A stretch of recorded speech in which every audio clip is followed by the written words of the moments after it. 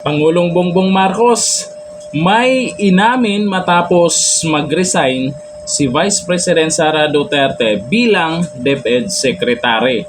Nako, malaking problema niya ngayon. Sakit sa ulo mag-isip. Ito, ang sabi niya.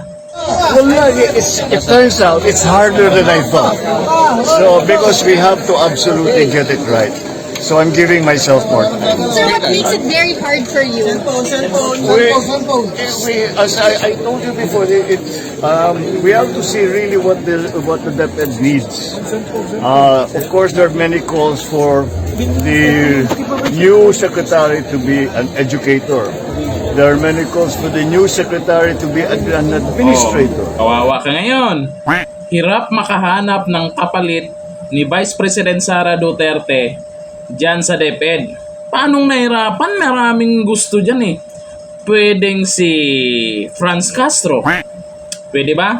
At lalo na kay Leni Robredo. Bakit? Hindi ba pwede si Leni Robredo?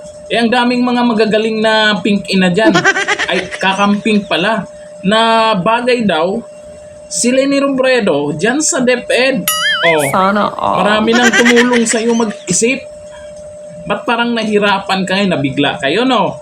At meron bang kaya hawakan yung DepEd? Baka babantayan din ng taong bayan kung maging maayos yung takbo dyan. Lalo na, kabataan ang pinag-uusapan dyan. Mga estudyante ang pinag-uusapan dyan. Eh ngayon, ito na. Eh sabi, i-announce mo na. Itong nakaraan, sabi, within this week, i-announce na sino yung kapalit. Ngayon, anong petsa na? Wala pa rin. Nako, abangan pa rin natin yan. Baka sakaling si Leni Robredo ang ipapalit niya dyan.